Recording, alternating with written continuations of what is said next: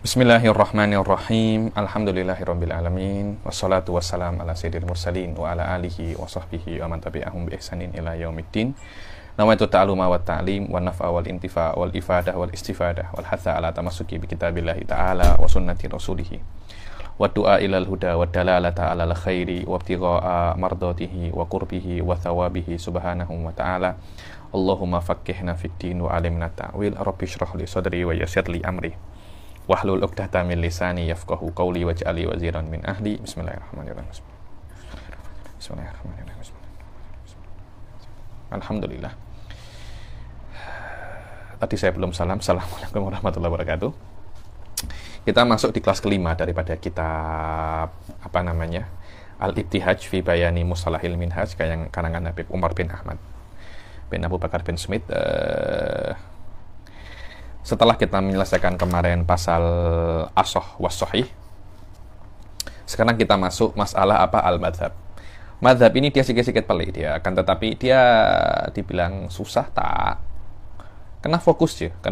Dulu saya pun awal-awal belajar minhaj pun saya tak paham apa makna al-madhab sampai saya dijelaskan oleh salah seorang guru saya, yakni Sayyid Arafat Al-Magdi, dan beliau mempunyai kitab karangan khas di dalam Mustalahul Minhaj. Namanya Tafsiratul Muhtaj fi ma khafiya min ma'anil minhaj. Dan beliau menjelaskan pasal madhab ini secara detail kepada saya, dan hanya saya itu paham. Apa itu madhab? Banyak orang cakap alal madhab ini madhab Syafi'i, bukan seperti itu ya, ini bukan seperti itu. Tapi makna madhab di sini adalah ikhtilaful ashab fi hikayatil aqwali wal aujuh. Adalah perbezaannya Ashabus Syafi'i ketika cakap pasal pendapat di dalam sebuah masalah. Kadangkala satu masalah ini mempunyai dua pendapat, kadangkala satu pendapat. Lah, dua pendapat ini dibilang ketika nanti akan ada beberapa contoh ya. Ini saya beri contoh yang muftarodoh, contoh yang misal yang tidak ada di kitab, cuma mungkin mudah. Contohnya ketika ada seorang ulama dari Syafi'iyah mengatakan bahwasanya makan jerapah itu hukumnya apa? Dibilang wahwa haramun atau wahwa halalun alal madhab. Makan jerapah itu halalun alal madhab. Apa itu makna alal madhab? Maknanya di dalam hukum memakan jerapah itu ada beberapa riwayat penukilannya. Sebagian ashab menukil hukum memakan jerapah itu dua pendapat, haram dan halal. Tapi yang muktamad adalah halal. Ashab yang lain mengatakan bahwasanya hukum makan jerapah itu bukan dua pendapat, tapi satu pendapat saja, yaitu halal. Yaitu apa? Halal. Jadi sekarang riwayat makan jerapah ada dua riwayat. Riwayat yang pertama menunjukkan ada khilaf. Riwayat yang kedua menunjukkan tidak ada khilaf. Dan biasanya ketika riwayat itu ada khilaf, dikatakan ini adalah thoriqul murakkab. Riwayat yang murakkab, makna murakkab ini tersusun lebih daripada satu. Ketika pendapatnya hanya satu, dikatakan ini adalah thoriqul qata'. Thoriqul qata' dia tidak mempunyai khilaf. Dia tidak mempunyai khilaf. Jadi ada dua.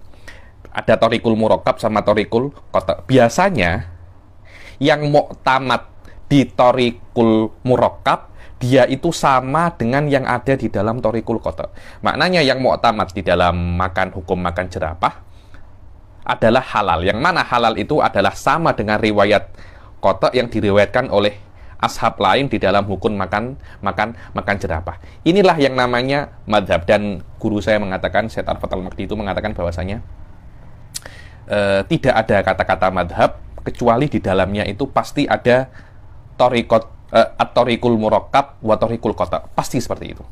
Dia tidak ada thoriqul murakkab sahaja atau thoriqul qata' sahaja. Pasti ada thoriqul murakkab dan thoriqul qata'. Dan biasanya yang muktamad di thoriqul murakkab dia itu sama dengan yang ada di dalam thoriqul qata'. Inilah secara global daripada madhab. Kita baca sekarang. Dia perlu Anda bezakan aja. Jadi ada yang namanya riwayatul aqwal wal aujuh. Kemudian riwayat itu ada dua. atau lebih daripada 2. Kemudian ada lagi satu riwayat lagi yang mengatakan hukumnya hanya 1. Dan yang mu'tamad di dalam riwayat yang murakkab itu adalah yang sama dengan yang ada di dalam Thariqul Qata'. Dan biasanya kadang pendapatnya ada 2, kadang pendapatnya ada 3 ya, berbeza. Terpulang kepada masalah per masalah. Terus bezanya apa? Beza ketika permasalahan itu ada khilaf, jelas hukumnya tidak sekuat yang tidak ada khilaf. Itu jelas ya. Halalnya qat'an, maknanya tidak ada satu ashab pun yang mengatakan ini haram. Tapi Thariq yang pertama mengatakan, ini ada khilaf. Maknanya halal yang ada khilaf tidak sekuat halal yang tidak ada khilafnya. Inilah makna apa? Wahaitsu wa qauluhu wahaitsu. Kita sampai sini ya. Wahaitsu halaman 676. Subhanallah, 676 itu kalau tak silap meninggalnya Imam Nawawi ya nih. Wa qauluhu wa haitsu aqulul madhhab fa minat tariqaini awit turuq. Dibilang kalau aku mengatakan Imam Nawawi, kalau aku mengatakan al-madhhab, maka itu daripada tariqain, 2 jalan periwayatan madhab, atau turuq, lebih daripada 2. Lebih daripada 2, tapi 2 ataupun lebih daripada 2, biasanya yang mu'tamad adalah yang sesuai dengan Thariqul Qata'. Biasanya seperti itu. At-turuq hiya ikhtilaful ashab fi hikayatil madhab. Apa itu turuq? Turuq adalah ikhtilaful ashab, perbezaannya para ashabu Syafi'i di dalam hikayatil madhab, di dalam meriwayatkan madhab ya, di dalam meriwayatkan madhab Imam Syafi'i. Fayaqulu ba'duhum mathalan fil mas'alati qaulan aw wajhan liman taqaddam. Mereka mengatakan bahwasanya di dalam masalah ini ada 2 pendapat atau lebih daripada 2 pendapat. Wa yaqulul akhar, tidak. Bukan 2 pendapat, tapi hanya 1 pendapat. Lah, kalau 2 pendapat atau lebih itu namanya Thariqul Murakkab. Kalau 1 pendapat namanya Thariqul Qata'. So, ini hal-hal semacam ini Anda kena ingat-ingat dan kena benar-benar pahami, karena madhab alal asoh ala sohis itu akan terulang di dalam minhaj beratus-ratus kali. Saya tak akan jelaskan lebih daripada yang ada di sini ya nih. Ketika sudah masuk minhaj nanti saya akan cakap ala sohi, maknanya Anda sudah tahu maknanya ini adalah khilaf antara ashabus Syafi'i, dan yang sohi itu muqabilnya adalah wajhun fasid. Seperti itu. Tak payah saya ulang-ulangi lagi, karena ini adalah semua adalah basic untuk masuk ke dalam minhaj. Wa yaqulul akhar la yajuzu qaulan wahidan aw wajhan wahidan aw yaqulu ahaduhuma fil mas'alati tafsilun wa yaqulul akhar fiha khilafun mutlaq. Ada lagi yang mengatakan bahwasanya di dalam masalah ini ada tafsil, ada yang mengatakan lagi fihi khilafun mutlaq. Tengok. Ini semua adalah bagaimana ashab ini menukil masalah ini daripada orang sebelumnya. Dibilang, saya menukil masalah ini 2 pendapat. Tidak, saya menukil 1 pendapat. Saya menukil ada tafsil, saya menukil ada khilafnya.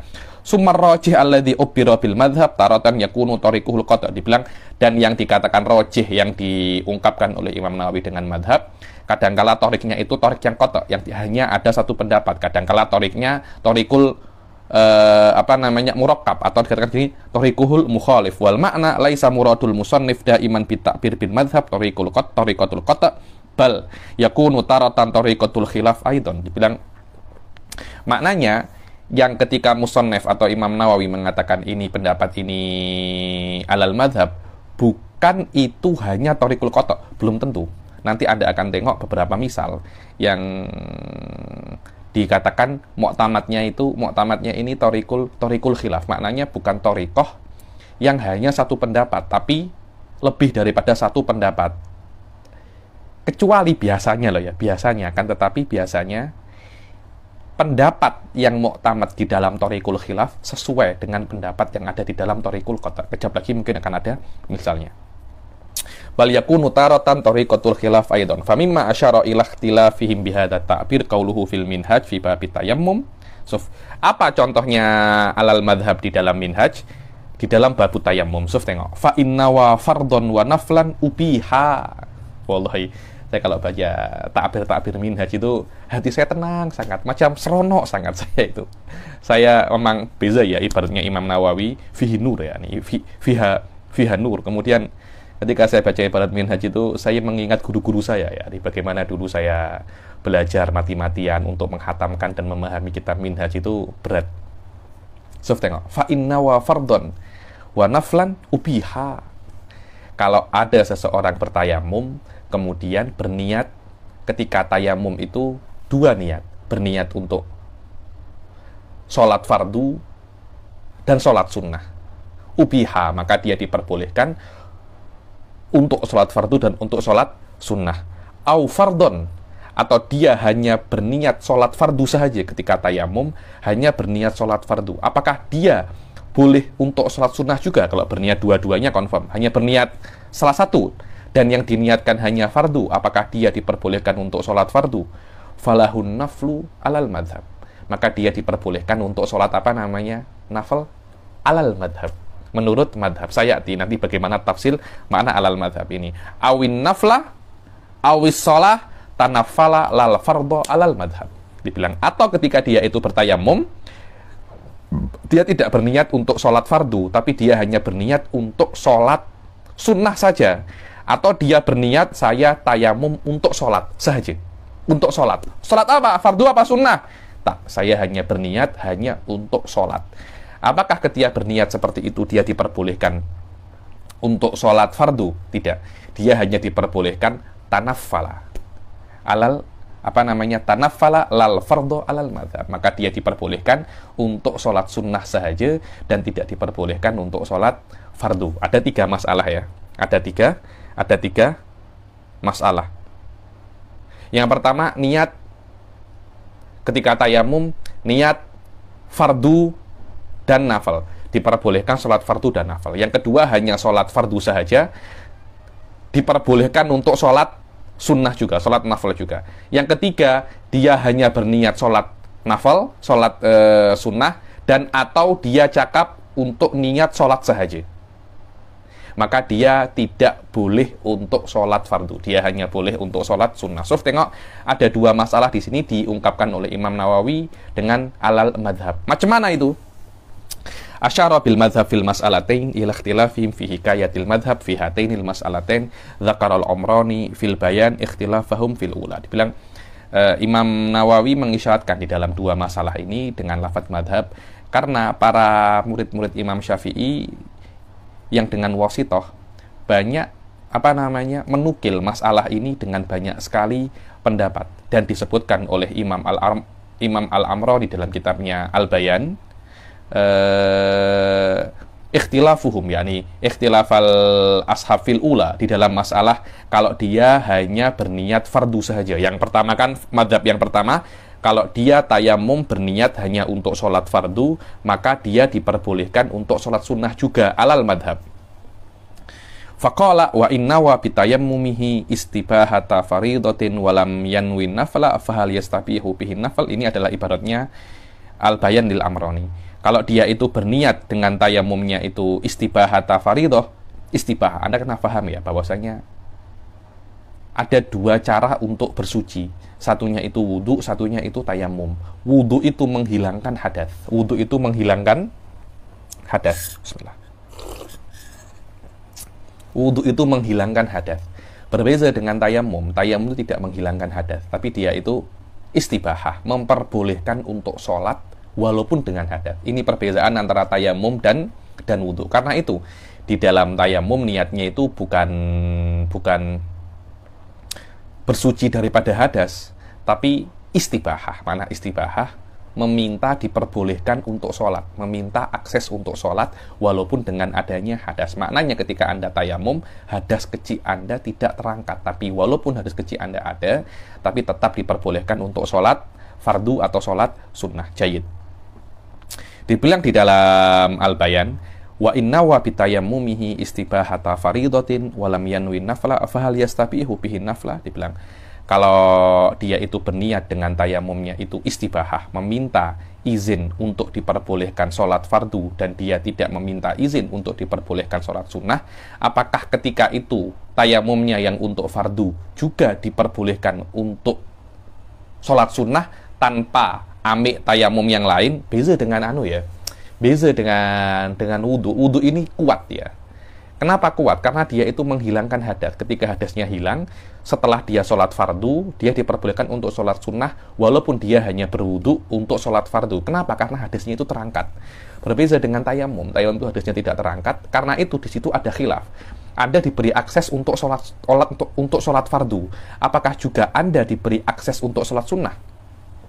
Qolal Mas'udi fihi kaulan. Dibilang di dalam Mas'udi mengatakan bahwasanya di dalam masalah ini ada dua pendapat. Pendapat yang pertama mengatakan tidak boleh dia sholat sunnah. Pendapat yang kedua mengatakan dia boleh sholat sunnah. Qolal Baghdadiyun. Qolal Qolal Baghdadiyun min ashabina. Baghdadiyun sahib Abi Hamid al-Isfirayini.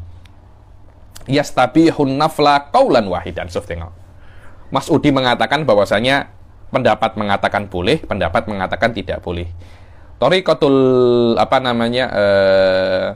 Abi Hamid al-Isfirayini, Baghdadiyun wal Iraqiyun mengatakan bahwasanya tidak ada khilaf di sini. Mengatakan bahwasanya diperbolehkan untuk sholat sunnah qaulan wahidan. Tengok ya. Ada dua pendapat, pendapatnya Mas'udi. Pendapatnya Mas'udi mengatakan di dalam masalah ini ada dua pendapat. Pendapatnya Baghdadiyun mengatakan hanya satu pendapat. Yang muktamad di antara pendapatnya Mas'udi adalah pendapat yang mengatakan bahwasanya sholat sunnah diperbolehkan kalau dia bertayamu menggunakan niat sholat fardu. Di dalam pendapatnya Baghdadiyun tidak ada pendapat lain kecuali diperbolehkan. Tengok, muktamad di dalam pendapatnya Mas'udi sama dengan yang ada di dalam pendapatnya Baghdadiyun. Thariqahnya Mas'udi dikatakan thariqul murakkab karena ada khilaf atau thariqul khilaf. Thariqahnya Baghdadiyun dikatakan thariqul qata'. Li'annal fardho a'la minan nafli fa idza istabahal fardho bitayammumihi istabaha bihin nafl. Kenapa kok diperbolehkan sholat sunnah? Karena yang namanya fardu itu lebih kuat, lebih tinggi daripada sholat sunnah. Kalau dia diperbolehkan untuk sholat fardu dengan tayamumnya, maka dia juga diperbolehkan dengan tayamum itu untuk sholat sunnah. Fa'ala hadza lahu an yusalliya bihin nafla ba'dal faridati madama waqtuha baqiyan ala sabilit taba' laha. Dibilang menurut pendapat yang muktamad ini bahwasanya dia diperbolehkan untuk sholat sunnah setelah dia sholat fardu dengan tayamum yang digunakan untuk sholat fardu ala sabilit taba'. Ikut je, maknanya satu tayamum itu bisa digunakan untuk satu sholat fardu dan ribuan sholat sunnah. Wa in kharaja waktul faridoh, walaupun waktul faridohnya itu sudah hilang. Contohnya dia tayamum untuk sholat isya, kemudian tayamum yang dia gunakan untuk sholat isya ini boleh digunakan untuk sholat witir dan untuk sholat-sholat yang lain walaupun sudah keluar waktu isya. Maknanya kalau dia mungkin isyanya agak-agak akhir, dia tayamum mungkin pukul 4, kemudian dia sholat isya, tayamumnya untuk isya boleh digunakan untuk sholat qobliyatus subuh. Tidak ada masalah. Walaupun waktunya sudah keluar. Atau dia tayamum pada waktu subuh, kemudian tayamumnya pada waktu subuh itu boleh digunakan untuk sholat duha atau sholat sunnatul isyraq. Walaupun waktu subuh sudah keluar. Wa in kharaja waqtul faridah fahallahu an yusalliyan nafl bidzalika tayammum fihi wa in kharaja waqtul faridah fahallahu an yusalliyan nafl bidzalika tayammum fihi wajhan hakahumal mahamili ahaduhuma la yajuz li anna nafilata min atba'il faridah falam tasihhan nafilah bidzalika tayammum ba'da dhahabi waqtil matbu wa dzakara ikhtilafun fi tsaniyah faqala bi adami taqaddumi kalamin yata'allaq bi hadhil masail. Dibilang apakah dia diperbolehkan untuk sholat sunnah walaupun waktu fardu itu sudah keluar? Kan menurut pendapat sebelumnya tidak ada masalah. Kenapa? Karena yang namanya sunnah itu ikut fardu. Sunnah itu ikut fardu. Maknanya kalau Anda sudah tayamum untuk fardu, yang sunnah itu semuanya ikut. Ada pendapat lain yang mengatakan bahwasanya menurut Mahamili, makna ikut fardu itu ya terpulang kepada waktunya. Maknanya sunnah yang diperbolehkan untuk yang disolatkan dengan satu tayamum untuk fardu itu adalah sholat yang sunnah yang ada di dalam waktu fardu. Maknanya kalau Anda nak sholat, Anda tayamum untuk waktu duhur, sunnah yang diperbolehkan adalah sunnah yang ada pada waktu zuhur, tidak pada waktu sebelumnya. Tapi ini adalah pendapat alal mu'tamad di dalam Dhahirul Minhaj adalah tidak ada kaitan antara waktu fardu dan sholat sunnah dengan tayamum tersebut. Maknanya kalau Anda bertayamum di dalam sholat fardu, satu tayamum untuk sholat fardu, itu bisa digunakan untuk satu sholat fardu dan untuk sholat sunnah berapapun. Setelah waktu farad itu selesai atau sebelum waktu farad itu selesai. Akan tetapi kalau Anda nak sholat fardu yang lain, Anda kena tayamum lagi, karena tayamum itu hanya untuk akses satu sholat fardu sahaja dan ribuan sholat sunnah. Jayyid jiddan. Fahallahu an yusalliyan nafal bidzalika tayammum fihi wajhan hakahumal mahamili ahaduhuma la yajuz. Mahamili mengatakan bahwasanya pendapat yang kedua tidak boleh. Kenapa? Karena yang namanya sholat sunnah itu ikut sholat fardu. Falam tasihun nafilah bidzalika tayammum ba'da dhahabi waqtil matbu. Dan tidak diperbolehkan sholat sunnah dengan tayamum sholat fardu itu setelah sholat fardu tersebut waktunya habis. Wa dzakara ikhtilafahum fi tsaniyah faqala bi adami taqaddumi kalamin yata'allaqu bi hadhil masail. Au nawa sholata naflin istabaha bihin nafal. Tengok katanya Imam, masalah yang kedua ya nih. Kalau dia hanya bertayamum aja.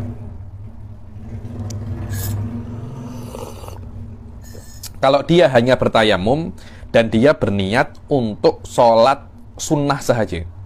Ketika dia bertayamum hanya niat sholat sunnah sahaja, apakah diperbolehkan dia untuk sholat fardu?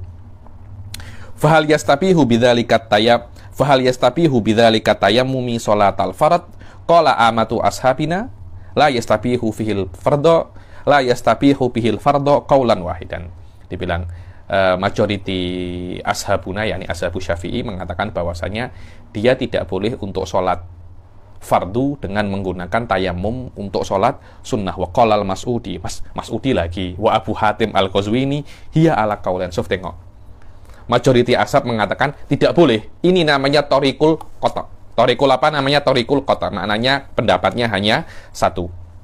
Adapun Abu Hatim al-Qazwini dan Mas'udi mengatakan tidak. Masalah ini bukan hanya ada satu pendapat sahaja, tapi ada dua pendapat. Yang pertama adalah yastabihu bihil fardhu wa bihi qala Abu Hanifah. Pendapat yang pertama, dengan satu tayamum, dengan tayamum untuk sunnah, Anda diperbolehkan untuk sholat fardu, dan ini adalah pendapatnya Imam Abu Hanifah. Kenapa? Karena setiap toharoh istabaha bihan nafla istabaha bihal fardo katoharoh bilma. Kiasnya Abu Hanifah ya. Ini kiasnya Abu Hanifah mengatakan bahwasanya setiap bersuci yang digunakan, yang bisa untuk digunakan akses untuk sholat sunnah, bisa digunakan akses untuk sholat fardu. Seperti apa? At-toharoh bilma. Seperti Anda berwudu. Kalau Anda berwudu untuk sholat sunnah, wudu itu Anda bisa gunakan untuk sholat fardu juga. Begitu pula tayamum. Kalau Anda tayamum untuk sholat sunnah, Anda juga bisa gunakan tayamum untuk sholat fardu. Kenapa? Karena tayamum dan wudu sama-sama toharoh. Sama-sama toharoh. Ini adalah pendapat yang pertama. Pendapat yang kedua apa? Tidak bisa. Kalau Anda bertayamum untuk sholat sunnah, Anda tidak bisa gunakan tayamum itu untuk sholat fardu. Dan pendapat ini adalah diambil oleh Imam Malik. Kenapa? Karena yang namanya tayamum tidak mengangkat hadas, tapi hanya memberikan akses dan izin untuk sholat, hanya memberikan approval saja untuk sholat, tapi dia tidak mengangkat hadas. Berbeza dengan wudu. Wudu itu selain memberikan izin untuk sholat, dia juga mengangkat hadas. Li'anna tayammum la yarfa'ul hadatsa wa innama yustabahu bihi shalah falam yastabih bihi malam yanwihi bi khilafi taharah bil ma. Selama dia itu hanya meminta akses untuk sholat sunnah, maka dia hanya diperbolehkan untuk sholat sunnah saja, yang dia tidak meminta akses untuk masuk. Dia tidak akan ada approval di situ. Dia kena tayamum yang lain. Berbeza dengan toharoh bilma. Toharoh bilma itu toharoh dengan air atau berwudu itu, di situ ada unsur Anda itu mengangkat hadas. Dia bukan istibahah. Ini penting sekali.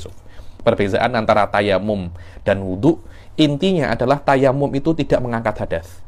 Wudu mengangkat hadas. Karena itu tayamum dikatakan istibahah.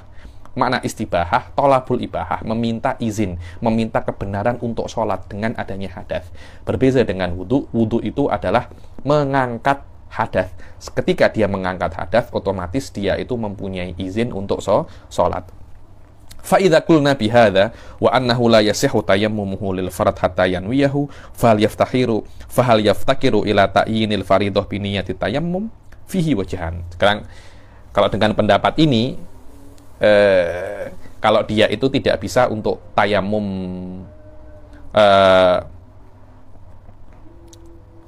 annahu la yasihu tayammumuhu lil fardi hatta yanwiyahu. Dibilang selama dia itu tidak bisa tayamum sunnah digunakan untuk fardu, maka ketika dia itu nak sholat fardu dan dia itu nak bertayamum, tayamumnya itu harus diniatkan dia itu untuk tayamum sholat fardu. Maknanya tayamum itu tidak akan sah untuk digunakan sebagai izin akses memperbolehkan sholat fardu, kecuali ketika dia itu tayamum, dia berniat untuk sholat fardu. Oke, sampai sini oke. Apakah sholat fardu itu kena dispesifikkan? Contohnya ketika saya nak sholat duhur, nawaitu tayammum li fardi sholati duhur. Apakah seperti itu? Ataukah saya hanya mengatakan nawaitu tayammum listibahati sholatil fard. Saya berniat tayamum untuk sholat fardu, tanpa Anda menyebutkan tayamum sholat fardu yang mana. Di dalam masalah ini ada dua pendapat. Pendapat yang pertama, yaftakiru ila dzalik li anna kulla mawdi'in iftakara ila niyatil fard iftakara ila ta'yinil fard kal ihram fi shalah wa niyati shalah. Dibilang pendapat yang pertama, diperlukan ketika Anda itu bertayamum untuk menentukan sholatnya apa secara spesifik. Kenapa? Karena setiap ibadah diperlukan di dalamnya itu niyatul fardu, diperlukan juga spesifik fardunya apa. Seperti apa? Sholat. Ketika Anda sholat, Anda tidak cukup hanya untuk mengatakan usolli al-fardo. Tidak cukup. Selain fardo, Anda juga menspesifikkan sholatnya apa. Usolli fardo duhri. Begitu pula puasa. Nawaitu sauma Ramadan, nawaitu sauma fardi Ramadan, nawaitu sauma fardil qadha. Kata-kata fard itu kena ada. Begitu pula selain faradnya itu ada, secara spesifiknya fardu apa itu kena ada. Pendapat yang kedua mengatakan ta'yah wa huwa dhahirun nas. Dan ini yang dhahir nas, makna dhahir nas adalah dhahir daripada perkataannya dan pendapatnya ashab. Kenapa? Li'anna Syafi'i, nas adalah nasnya Imam Syafi'i. Li'anna Syafi'i rahimahullahu ta'ala qala wa yanwi bitayammumihil faridah wa atlaqa wa lam yashtaritit ta'yin. Karena Imam Syafi'i mengatakan di dalam kitabnya bahwasanya ketika dia itu bertayamum, dia itu berniat tayamum untuk faridah dan tidak mengatakan faridah apa. Wa qala fil Buwaiti, dan Imam Syafi'i berkata di dalam Mukhtasar Buwaiti, falau tayammama wa nawal maktubata lam yujizhu illa li sholatin wahidah. Kalau dia itu bertayamum dan berniat tayamum untuk sholat fardu, nawal maktubah, sholatul maktubah, sholat yang diwajibkan, maka dia tidak boleh sholat kecuali satu sholat. Di sini Imam Syafi'i tidak menyebutkan sholat apa, tapi cukup hanya menyebutkan satu sholat fardu sahaja. Kejap, batu buatan.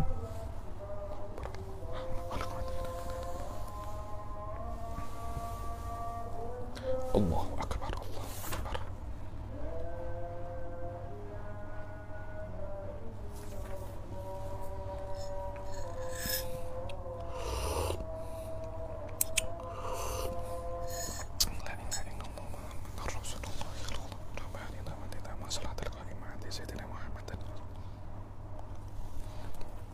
Wadah ya, jadi menurut pendapat yang terkuat bahwasanya ketika Anda itu bertayamum untuk sholat fardu, niatnya kena tayamum untuk sholat fardu. Tapi apakah wajib untuk menspesifikkan sholat fardunya itu apa?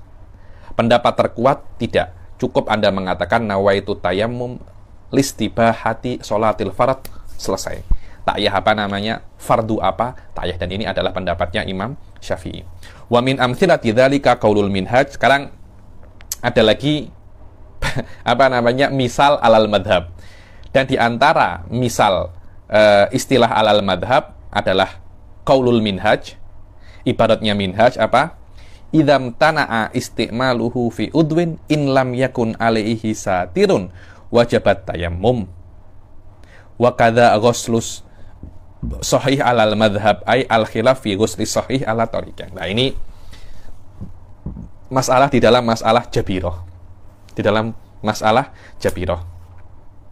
Bukan jabiroh ini. Jadi macam ada luka. Contohnya luka di mana namanya? Luka di tangan.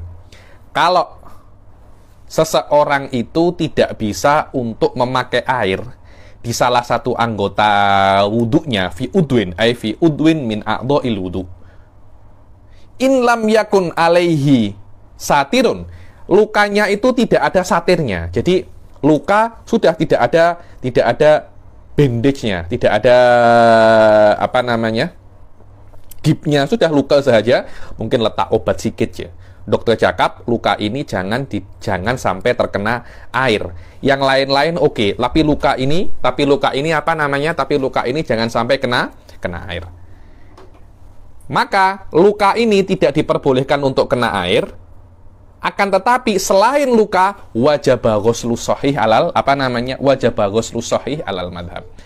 Selain daripada luka, sahih ini adalah bagian tubuh, bagian tayamum yang tidak terluka, bagian wudhu yang tidak terluka, maknanya bisa untuk terkena air.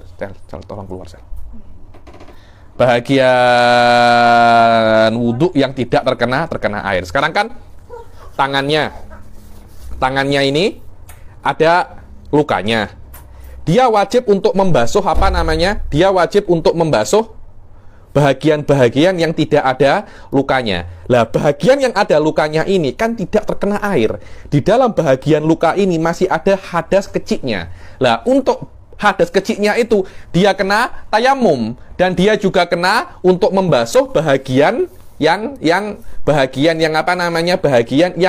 tidak terluka. Jadi ketika dia ada luka di sini sedikit, sebagian anggota tubuh itu luka, dia wajib dua hal. Dia wajib membasuh semua bahagian yang tidak terluka, dan sisa bagian yang terluka ini yang masih hadas kecil daripada bagian yang terluka ini tidak terangkat, dia wajib untuk menggantikannya dengan dengan tayamum. Jahit. Loh, maknanya ketika ada sikit saja bahagian yang terluka, Anda juga kena tayamum.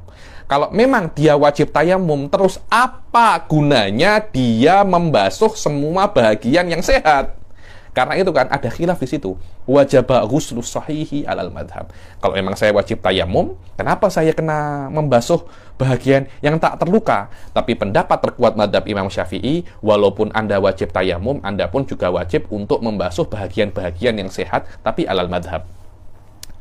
Al-khilaf fi ghusli sahih ala tariqain ahaduhuma huwal mu'abbar anhu bil madhab wa huwa alladhi wafaqahul musannif. Pendapat yang pertama adalah dia wajib untuk membasuh semua bahagian yang tidak terluka daripada anggota-anggota wudhunya, dan ini adalah pendapat yang diambil oleh Imam An-Nawawi. Dan waqala fil mughni idza dzukiral mughni fi kutubil fuqaha, maknanya mughnil muhtaj. Kalau di dalam kutub fuqaha Syafi'iyah ya, waqala fil mughni ay mughnil muhtaj. Bila-bila kalau Anda jumpa nama Mughni di kitab-kitab yang selain mazhab Imam Syafi'i, Mughni biasanya maknanya bukan Mughni Muhtaj, tapi Mughni li Ibn Qudamah. Mughni Syarah Mukhtasarul Kharqi ini adalah kitab fikih komparasi di dalam mazhab Imam Ahmad bin Hanbal. Wa tariq ats-tsani fi wujubi ghuslihi qaulan fi man wajada minal ma'i ma la yakfi. Dibilang jalan yang kedua, pendapat yang kedua jalan yang pertama itu hanya satu pendapat, wajib untuk membasuh bahagian yang sehat. Jalan yang kedua mengatakan ada dua pendapat. Kenapa? Karena masalah ini dikiaskan dengan masalah yang lain. Apa masalah yang lain? Masalah yang lain kalau Anda wajib berwudu, Anda bisa berwudu, tapi Anda hanya jumpa air sikit saja. Anda hanya jumpa air sikit sahaja. Sekiranya air sikit ini hanya bisa digunakan untuk membasuh muka dan membasuh tangan. Akhirnya kepala dan kaki tidak bisa terbasuh. Dan Anda juga wajib tayamum juga ketika itu. Kenapa? Karena airnya tidak cukup untuk mengangkat hadas semuanya. Maknanya hadas yang ada di kepala dan hadas yang ada di dalam kaki masih belum terangkat. Untuk bisa akses sholat ketika itu, Anda kena tayamum. Jadi Anda diwajibkan untuk membasuh muka dan tangan plus tayamum. Tapi di dalam masalah ini khilaf. Sama, benarnya asasnya khilaf itu sama. Apa itu? Loh, kalau memang saya wajib tayamum, kenapa saya harus wudhu setengah? Kenapa saya harus wudhu setengah? Fi wujubi ghuslihil qaulan fi man wajada minal ma'i ma la yakfihi dzakara fil majmu' wa fi dzalika qaulan qaulun bi wujubi istimalihi fi ba'dil a'dha wa daliluhu khabaru sahihain. Dibilang masalah ini ada dua pendapat dan disebutkan di dalam majmu'. Pendapat yang pertama bahwasanya tetap walaupun Anda hanya mendapatkan sikit air yang tidak cukup untuk wudhu, Anda tetap gunakan sikit air itu untuk berwudhu. Sisanya kalau masih ada yang tak cukup untuk berwudhu, Anda kena kena tayamum. Apa dalil pendapat ini? Adalah hadis daripada Sahihain Bukhari wa Muslim yang mengatakan bahwasanya idza amartukum bi amrin fa'tu minhu mastata'tum. Fa'tu minhu apa? Mastata'tum. Jika aku itu menyuruh kalian, katanya Rasul ini ya, katanya Rasul, jika aku itu menyuruh kalian dengan suatu perintah, maka lakukanlah sebisa kalian. Kalau kalian tidak bisa 100%, ya 90. Tidak 90%, ya 80. Tapi 80, 70. Terus semacam itu, semampu kalian. Saya menyuruh kalian untuk wudhu, membasuh muka, tangan, kepala, kaki. Tak bisa 4-4-nya, 2 aja cukup. Tak bisa 2, 1 aja cukup. Anda kena buat apa yang Anda mampu. Dan ketika Anda mendapatkan air untuk bisa membasuh muka dan tangan, Anda bisa itu, mampu Anda ya Anda buat, sisanya Anda tayamum. Begitu pula kalau ada luka di dalam tangan Anda tidak bisa untuk membasuh luka ini, Anda basuh apa yang Anda bisa. Untuk luka ini Anda kena tayamum. Itu aja. So, sekarang kiasnya jelas kan? Idza amartukum bi amrin fa'tu minhu mastata'tum wa li annahu qadara ala ghusli ba'dil a'dha falam yaskut wujuduhu bil ajzi anil bakin. Begitu pula dia itu bisa untuk membasuh sebagian anggota tubuh, dan sebagian anggota tubuh ini tidak jatuh kewajibannya karena dia tidak bisa membasuh yang lain. Pendapat yang kedua, yaktasiru ala tayammum. Pendapat yang kedua, tak payahlah. Kalau memang Anda hanya bisa untuk membasuh muka dan tangan saja, tak payah basuh, tayammum je. Kama law wujida ba'dur raqabah fil kafarah fa innahu la yajibu alaihi itquhu wa ya'dilu ila shaum. Seperti kalau Anda berjima di bulan Ramadan, Anda tidak kan kafarahnya kan memerdekakan budak. Kalau Anda tidak mendapatkan budak, puasa. Anda tidak mendapatkan budak kecuali setengah. Saya tidak ada budak sempurna, hanya setengah saja. Maknanya Anda tidak mempunyai budak. Setengah budak bukan budak. Setengah hamba sahaya, bukan budak itu anak kecil ya di Malaysia. Di Indonesia budak itu hamba sahaya. Kalau Anda tidak mendapatkan hamba sahaya secara sempurna, Anda kena tayamum. Anda kena puasa 60 hari. Tapi kalau Anda, begitu pula kalau Anda hanya mempunyai setengah hamba sahaya, contohnya saya dan Zaman berkongsi hamba sahaya 50-50. Saya mempunyai saham setengah di dalam hamba sahaya Zaman ini, maka saya tidak bisa untuk menjadikan setengah hamba sahaya ini untuk kafaroh puasa saya. Terus macam mana untuk kafaroh jima di bulan Ramadan saya? Terus macam mana? Letakkan Anda takyah memerdekakan hamba sahaya, Anda kena puasa. Maknanya setengah hamba sahaya tidak wajib untuk dimerdekakan, padahal itu kemampuan saya. Begitu pula setengah wudhu tidak wajib untuk dilakukan, padahal itu kemampuan saya. So, tengok ya. Yang pertama dalilnya hadis, yang kedua dalilnya kias. Para ulama-ulama setelahnya jadi bilang furriqol awal, jangan. Antara yang pertama dan yang kedua itu beza. Masalah dibilang masalah wajib Anda itu menggunakan sebagian air. Kenapa? Karena Allah mengatakan bahwasanya kalau Anda tidak mendapatkan air, apa ayatnya itu? Walam tajiduma'an fatayammamu. Kalau Anda tidak mendapatkan air, bertayamumlah. Air itu sikit atau banyak dikatakan apa? Air. Karena itu ketika ada sikit air, Anda tidak boleh untuk bertayamum. Kenapa? Karena yasduk alaihi qauluhu ta'ala fa in lam tajiduma'an. Yakni kalau Anda ada sikit air, Anda tidak bisa untuk dikatakan tidak mendapatkan air. Kenapa? Karena air itu sikit atau banyak dikatakan air. Berbeda dengan hamba sahaya ketika Allah itu mengatakan tahriru raqabah, memerdekakan hamba sahaya, setengah hamba sahaya tidak dikatakan hamba sahaya, tapi sikit air dikatakan air. Inilah maknanya apa? Alal madhab. Karena itu sebagian, kalau Anda bisa untuk membasuh sebagian anggota tubuh, Anda diwajibkan untuk membasuh sebagian anggota tubuh. Bahagian yang tidak mampu Anda basuh, Anda takyah basuh, tapi Anda ganti dengan tayamum. Inilah makna apa namanya? Inilah makna alal madhab. Sekarang kita akan masuk makna apa? An-nas. Jadi kita masih ada waktu. Qauluhu wa haitsu aqulun nas fa huwa nasu Syafi'i radhiyallahu taala anhu. Dibilang katanya Imam Nawawi, kalau aku itu mengatakan an-nas, maka itu adalah nasnya Imam Syafi'i radhiyallahu taala anhu. Wa hadhihi sighah bi khususiha bi khilafi lafdil mansus. Kalau di dalam di dalam minhaj dikatakan nas, maknanya itu adalah nasnya Imam Syafi'i. Ada sedikit perbedaan antara nas dan mansus. Apa perbedaannya? Nas itu hanya khas untuk nasnya, ibaratnya Imam Syafi'i direct, ataupun mansus itu adalah pendapat yang kuat. Pendapat yang terkuat adalah mansus. Dan yang terkuat ini mungkin pendapatnya Imam Syafi'i atau pendapatnya Ashabus Syafi'i. Jadi mansus lebih umum daripada nas. Nas pendapat yang kuat dan harus pendapatnya dan mesti pendapatnya Imam Syafi'i. Mansus adalah pendapat yang terkuat dan mungkin pendapatnya Imam Syafi'i dan mungkin bukan pendapatnya Imam Syafi'i.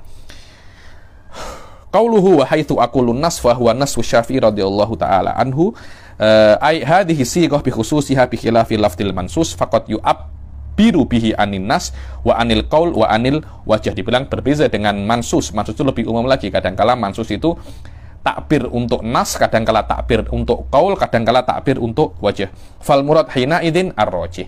Maka makna daripada mansus adalah apa? Ar-rajih. Ai haitsu abiru bin nas fa muradi bihi nasul imam. Katanya Imam Nawawi, kalau aku mengungkapkan dengan kata nas, maknanya adalah nasul imam asy-Syafi'i. Wa qauluhu yakunu hunaka. Kalau Imam Nawawi mengatakan nas, pasti lawannya nas itu ada dua hal. Wajhun dhaif atau qaulun mukharraj. Maknanya lawannya nas itu ada wajah pendapatnya Ashabus Syafi'i yang dhaif atau qaulun mukharraj. Apa itu qaulun mukharraj? Saya pada qalil. Qala fil Mughni wan Nihayah wa takhrij kama qala Rafi'i fi babit tayammum ay an yujiba. Terus apa sih? Au qaulun mukharraj min nassihi fi nadiril masalah. Dibilang apa itu qaulun mukharraj? Diisyaratkan di sini oleh Imam Ar-Rafi'i. Qaulun mukharraj adalah pendapatnya Imam Syafi'i di masalah yang mirip dengan hukum yang lain. Jadi ada dua masalah. Masalah ini hukumnya haram contohnya, ada masalah lain yang mirip hukumnya halal. Nanti yang halal di sini akan diletak di sini, yang haram akan diletak di sini. Ada dua masalah mirip tapi hukumnya berbeza. Hukumnya yang hukumnya yang masalah yang kedua ditransfer ke masalah yang pertama ditransfer ke masalah yang kedua. Transfer hukum itu namanya qaulun mukharraj. Biasanya dimisalkan kalau qaulun mukharraj itu di dalam masalah tawaf dan sholat. Sholat dan tawaf itu hampir-hampir sama. Karena Rasul Shallallahu Alaihi Wasallam itu mengatakan at-tawafu bin manzilati sholah. At-tawafu bin manzilati sholah. Tawaf itu macam sholat. Oke, sekarang kalau ada orang sudah sholat duhur 3 rakaat, kemudian dia batal, apakah dia kena mengulangi daripada awal? atau langsung teruskan di rokaat yang dia batal. Alal mu'tamad, dia kena ulang daripada awal. Berbeza dengan tawaf. Kalau Anda sudah tawaf, kan 7 kali tawafnya itu, Anda sudah tawaf 4 kali, kemudian batal. Apakah Anda wajib untuk mengulangi tawaf daripada awal? Apakah Anda langsung meneruskan di putaran yang Anda itu batal? Pendapat terkuat, Anda takyah ulangi daripada awal. Anda diperbolehkan untuk untuk teruskan di putaran di mana Anda batal. Tengok, puasa sholat dan tawaf mirip-mirip tapi hukumnya berbeda. Ketika di sholat kena ulang daripada awal, di tawaf takyah ulang daripada awal. Akhirnya pendapat yang di sholat ditransfer kepada tawaf. Maknanya di masalah tawaf ada 2 pendapat. Satunya nas, satunya qaulun mukharraj. Satunya nas, bahwasanya dia tidak wajib untuk mengulangi. Qaulun mukharrajnya wajib mengulangi kiasan ala sholah. Di dalam sholat pun juga seperti itu. Ada nas kalau dia batal tengah-tengah sholat kena wajib mengulangi daripada awal, wahwal mu'tamad. Dan ada qaulun mukharraj daripada tawaf. Kalau dia batal di rokaat ketiga, langsung wudhu, langsung masuk rokaat ketiga, takyah ulang daripada awal. Jadi di sholat ada 2 pendapat, nas wa qaulun mukharraj. Di dalam tawaf pun juga ada 2 pendapat, nas wa qaulun mukharraj. Terus yang mu'tamad mana? Apakah yang mu'tamad itu nasnya atau qaulun mukharrajnya? Belum tentu. Tapi secara ghalib pasti nanti akan ada ulama mengatakan untuk membezakan kedua masalah. Maknanya walaupun masalah ini mirip tapi hukumnya berbeza, karena Imam Syafi'i melihat ada perbezaan. Itu namanya takrirun nasain. Maknanya hukumnya sholat memang berbeza dengan hukumnya tawaf. Kenapa? Karena memang masalahnya berbeza. Walaupun mirip tapi dia berbeza. Itulah yang namanya takrirun nasain. Dan ketika para fuqaha itu yuqarrirun nasain, pasti mereka menyebutkan perbezaan yang ada di dalam 2 masalah ini. Inilah yang namanya qaulun mukharraj. Dan qaulun mukharraj tidak bisa dinisbatkan kepada Imam Syafi'i. Contohnya, pendapat yang mengatakan bahwasanya kalau sholat batal di tengah-tengah sholat boleh meneruskan daripada rokaat dia batal, Anda tidak bisa mengatakan hadza qaulu Syafi'i. Tidak boleh, karena Imam Syafi'i tak cakap macam itu. Itu adalah pendapat yang diambil daripada tawaf. Karena itu Anda hanya boleh untuk mengatakan hadza qaulun mukharrajun li Syafi'i. Anda tidak boleh mengatakan hadza qaulu Syafi'i. Saya hadza kulluhu, ini hanya muqaddimah. Qala fil Mughni wan Nihayah wat takhrij kama qalahu Rafi'i fi bab tayammum an yujiba Syafi'i bi hukmaini mukhtalifaini fi surataini mutasyabihataini. Bilang Imam Rafi'i mengatakan di dalam bab tayammum. Apa itu takhrij? Takhrij adalah Imam Syafi'i menjawab dengan 2 hukum yang berbeza, dengan 2 hukum yang berbeza di 2 masalah yang mirip-mirip. Walam yadhar ma yasluhu lil farqi bainahuma. Dan para ashab setelahnya, murid-muridnya Imam Syafi'i setelahnya mengatakan, kenapa ini 2 masalah yang mirip tapi hukumnya berbeza? Para ashab tidak mendapati perbezaan antara keduanya. Akhirnya para ashab menukil jawabannya Imam Syafi'i di setiap jawaban. Macam tadi itu, sholat dan tawaf. Macam tidak ada perbezaan. Apa bezanya sholat dan tawaf ini? Rasul mengatakan as-sholah bimanzilati tawaf. Kenapa kok 2 masalah mirip hukumnya berbeza? Akhirnya para ashab menukil 2 pendapat di dalam 1 masalah. Pendapatnya sholat menurut nas, kalau batal ulang dari awal, tapi ada qaulun mukharraj daripada tawaf, kena diperbolehkan untuk teruskan daripada waktu rokaat yang dia batal. Itu namanya apa? Qaulun mukharraj.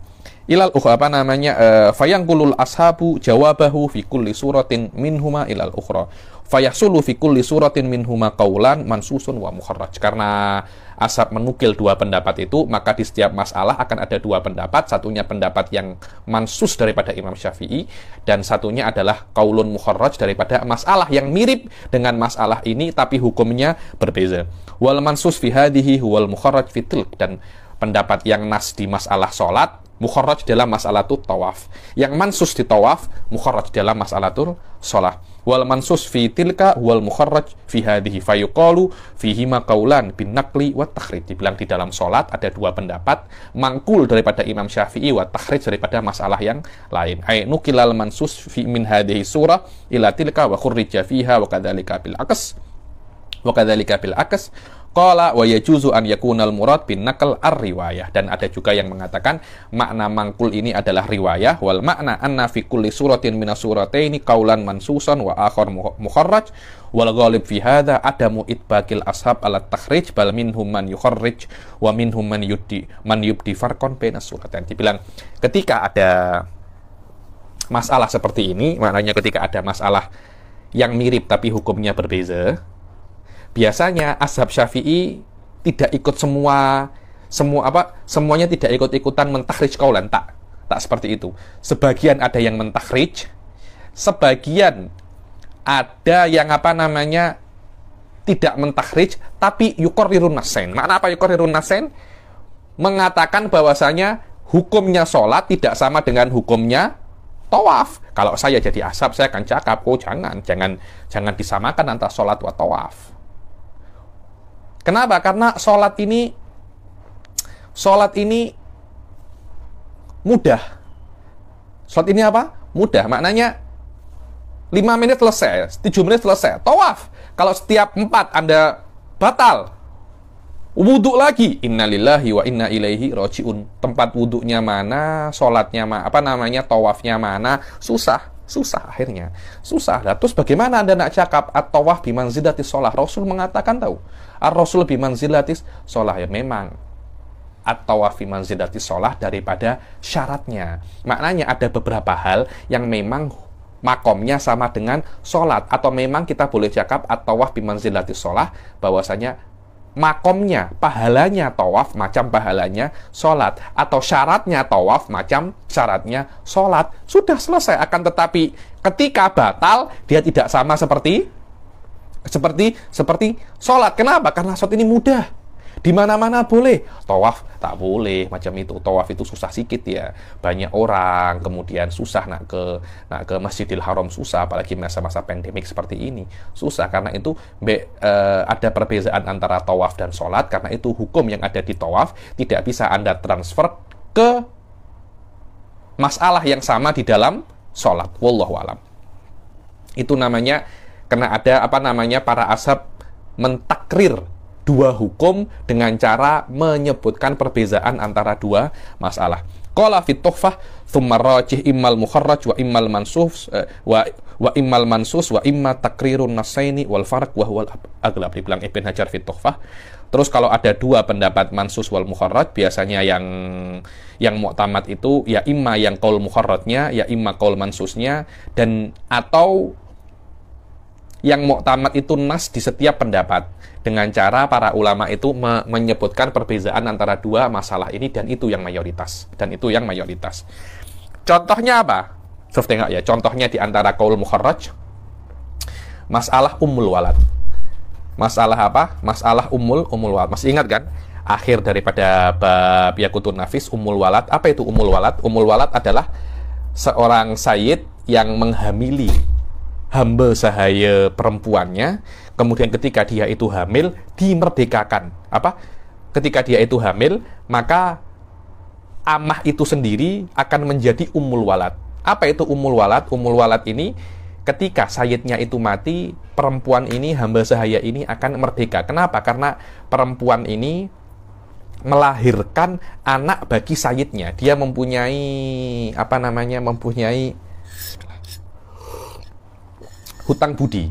Sayyidnya mempunyai hutang budi kepada hamba sahaya ini karena melahirkan karena melahirkan anaknya. Karena itu dikatakan ummul walad. Oke, ketika ummul walad ini dia hamil, tapi tidak sempat melahirkan anak, masih mungkin minggu ke-8, minggu ke-7 daripada kehamilan dia gugur. Apakah dia sudah bisa dikatakan ummul walad? Sudah bisa dikatakan dia itu istilat, mustauladah. Karena mustauladah seperti Anda di Yaqutun Nafis mempunyai hukum yang berbeza dengan hamba-hamba sahaya yang lain. Ummul Walad tidak bisa untuk dijual. Ketika sayyidnya mati, Ummul Walad ini akan merdeka. Apakah seorang hamba sahaya biasa bisa menjadi Ummul Walad hanya dengan keguguran saja? Alal mu'tamad tidak bisa. Loh, terus tengok di dalam iddah, kalau ada seorang wanita diceraikan oleh suaminya dalam keadaan wanita itu hamil, maka ketika perempuan itu keguguran, contohnya diceraikan ketika masa kehamilannya 4 minggu. Ketika kehamilannya berapa? 4 minggu, 1 bulan. Iddahnya seharusnya kan ila wad'il hamal, sampai dia melahirkan. Tapi ketika dia itu keguguran, dia pening, akhirnya berefek kepada janinnya. Akhirnya ketika janinnya itu berumur 6 minggu atau 7 minggu, dia keguguran. Sama 7 minggu Ummul Walad keguguran, hamba saya keguguran, 7 minggu kawannya dia yang dicerai keguguran. Iddahnya kawannya ini selesai. Tapi hamba sahaya ini tidak menjadi Ummul Walad. So, tengok. Masalah sama aja. Masalah mirip-mirip. Masalah apa? Mirip-mirip. Tapi ada perbezaan. Satunya, iddah itu selesai dengan mengeluarkan mudghah atau alaqah, segumpal daging atau segumpal darah. Tapi seorang hamba sahaya perempuan tidak menjadi Ummul Walad dengan mengeluarkan alaqah ataupun mudghah. Kenapa? Mirip-mirip tapi hukumnya berbeza. Kalau saya jadi ashab, saya akan mengatakan bahwasanya beza. Iddah ini tolak ukur kenapa kok perempuan ini dia ketika dicerai dia harus iddah. Karena seorang perempuan harus yakin bahwasanya rahimnya itu suci daripada sperma suami sebelumnya, agar nanti kalau dia menikah lagi tidak ada sperma tercampur. Berbeza dengan tidak tercampurnya sperma ini cukup dengan dia itu keguguran. Ketika dia keguguran, maknanya di rahimnya sudah confirm tidak ada sperma lagi. Berbeza dengan hamba sahaya. Hamba sahaya itu bisa menjadi mustauladah kalau dia melahirkan anak. Karena itu dikatakan dia itu Ummul Walad, dikatakan dia itu mustauladah yang melahirkan dan mengeluarkan darah ataupun daging. Tidak dikatakan dia itu mengeluarkan walad, tidak dikatakan dia itu mengeluarkan baby. So, tengok ya, ada perbezaan kan? Ada perbezaan. Yang satunya kena mengeluarkan baby, yang satunya kena rahimnya suci. Rahimnya suci cukup dengan mengeluarkan darah ataupun daging, tapi menjadi Ummul Walad tidak cukup hanya mengeluarkan darah ataupun daging, kena mengeluarkan baby, dan darah dan daging tidak dikatakan baby. Inilah dibilang takrirun nasain. Walaupun masalah ini sama, masalah ini mirip, tapi hukumnya berbeza. Kenapa? Karena ada perbezaan yang mendasar antara dua permasalahan ini, dan tidak bisa memahami ini kecuali memang orang-orang yang sudah menyelam dasar ke dalam dasar furu'ul fikih. Wa minhu an-nas fi mudghatin qalal qawabil law baqiyat la tasawwarat ala qida'il iddah biha li anna madaruha ala tayakkuni bara'atir rahim wa qad wujida wa adami husuli ummiyatil walad biha li anna madaraha ala wujudi ismil walad wa lam yujad. So, sama yang saya katakan ya, ini tidak antara perbezaan antara seseorang yang ketika dia itu iddah kemudian mengeluarkan alaqah ataupun mudghah yang dikatakan oleh Qawabil, bidan-bidan itu mengatakan, Nurs itu mengatakan bahwasanya kok ini tetap ada di dalam rahim, dia akan menjadi baby ya nih. Wa min amsilati takhrij qaulul minhad fil ijtihad fil ma'in idza sta'mala ma dhannahu tahiran. Nah, ini beza lagi ini.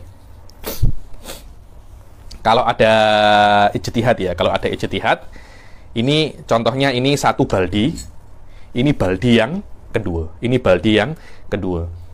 ini mana? Satunya ini ada yang suci, satunya ada yang mutanajis. Mana ya yang apa namanya? Yang suci. Ini yang suci. Jayyid jiddan. Kemudian disunahkan setelah Anda itu berijtihad, yang kedua ini ditumpahkan. Jangan tak ditumpahkan. Sunnahnya ditumpahkan. Oke. Setelah dia berijtihad, dia tengok ini adalah yang suci, ini yang mutanajis, dia pakai yang ini untuk berwudu. Jayyid jiddan. Terus macam mana? Sholat duhur dia pakai yang kanan untuk berwudu. Sholat asar ijtihadnya berubah. Baldi yang ini yang suci, yang ini yang najis. Apakah dia ketika sholat asar wajib untuk memakai baldi yang kedua yang dia anggap mutanajis di sholat sebelumnya? Dibilang alan nas tidak bisa. Dia hanya pakai yang ini dia kena apa namanya? Dia kena tumpahkan. Kenapa? Kalau dia pakai yang ini, akhirnya nanti dia akan menjadikan menjadikan tubuhnya itu najis semua. Kenapa? Karena dia confirm salah satu ini ada yang najis. Kalau dia pakai yang ini, maknanya ini najis. Kalau dia pakai yang ini, maknanya ini yang najis. Ada masalah lain di dalam masalah ini kalau orang itu berijtihad di dalam kiblat. Pertama, dia tengok kiblatnya sini. Rakaat kedua, kiblatnya situ. Ketiga, situ. Keempat, situ. Semuanya bil ijtihad. Rakaat pertama macam, ini macam kiblat nih. Rakaat kedua, dia lebih condong ke situ, pindah ke sini. Rakaat ketiga, pindah ke sini. Rakaat keempat, pindah ke sini. Tidak ada masalah. Kenapa? Karena di dalam masalah menghadap kiblat tidak menjadikan tubuhnya itu najis dan tidak ada naqdul ijtihad bil ijtihad. Membatalkan ijtihad dengan ijtihad yang lain. Berbeda dengan masalah dua baldi yang isinya air suci dan air mutanajis.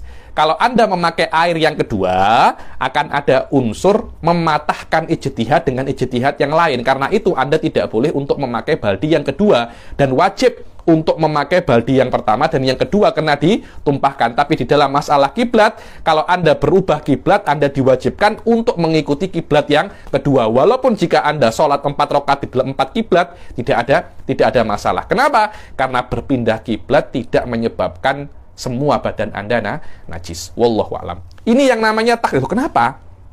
Dua-duanya sama-sama ijtihad. Satunya ijtihad fil ma', satunya ijtihad fil kiblah. Ketika dia ijtihad fil ma' di dalam air, kenapa ketika ijtihadnya itu berubah, dia tidak boleh untuk memakai yang kedua di dalam kiblat? Ketika dia itu berubah, dia wajib untuk memakai yang kedua. Kenapa? Sama-sama ijtihad. Satunya di dalam kiblat, satunya di dalam air, satunya di dalam kiblat.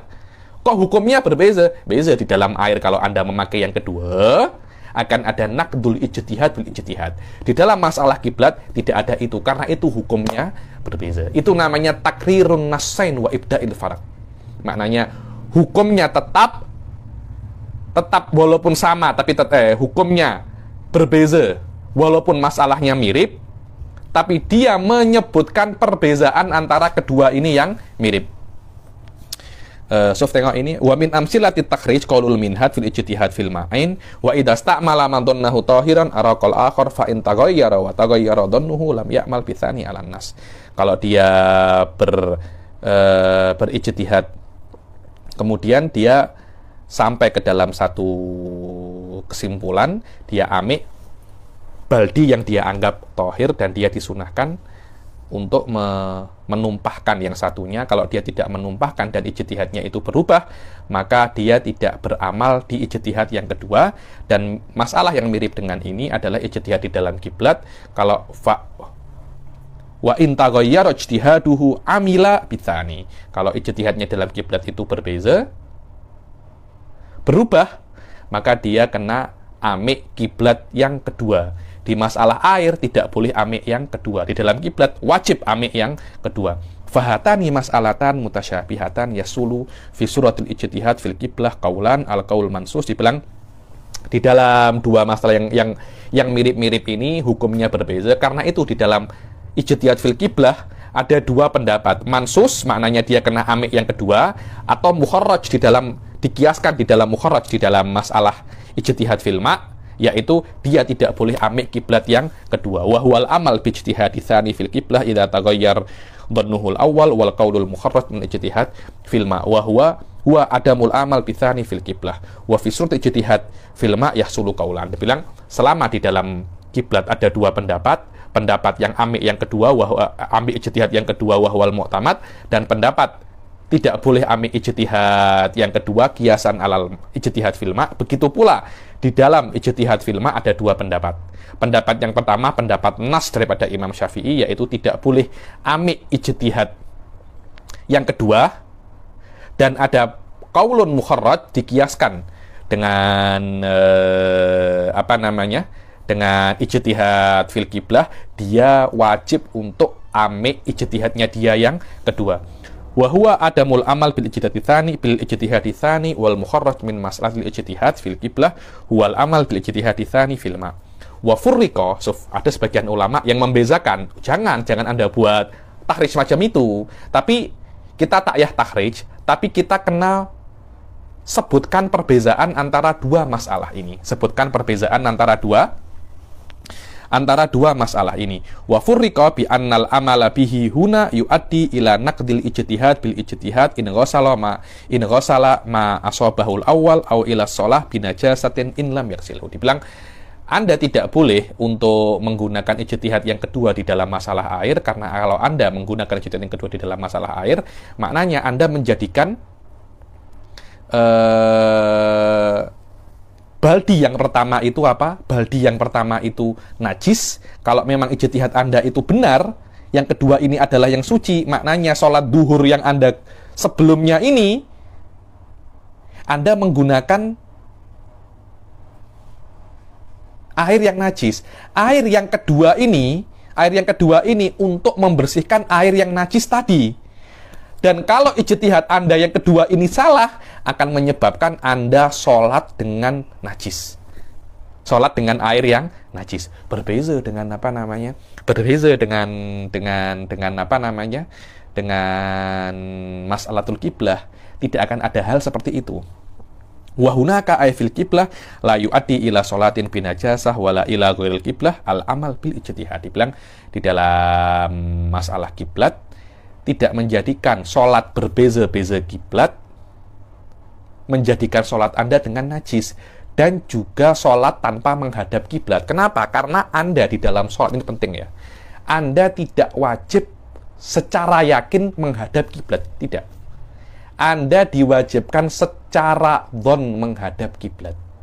Kita kan tak tengok kiblat kan ketika sholat, kita hanya mengira arah ini adalah kiblat. Itu yang wajib kita lakukan di dalam sholat. Maknanya yang saya kira ini kiblat, ya sudah saya menghadap situ. Walaupun mungkin itu salah, tak ada kisah, tapi saya kira itu adalah kiblat. Saya sholat saja beri saya menghadap macam ini. Ternyata kiblatnya di sini. Apakah saya wajib untuk mengganti?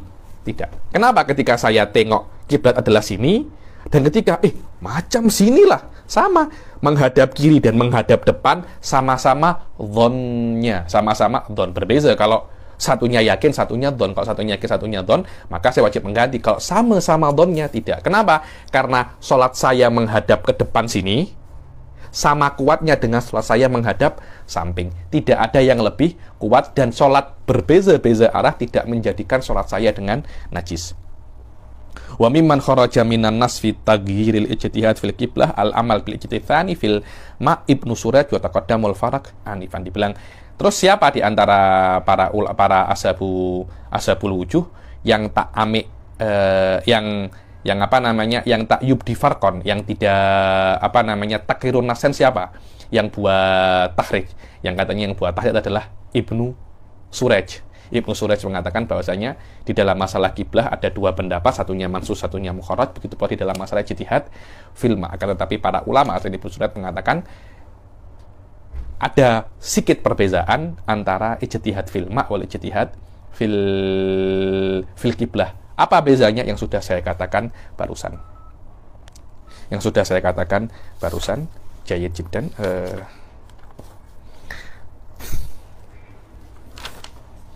Kita berhenti sampai sini untuk sesi ini. Insya Allah nanti lepas ini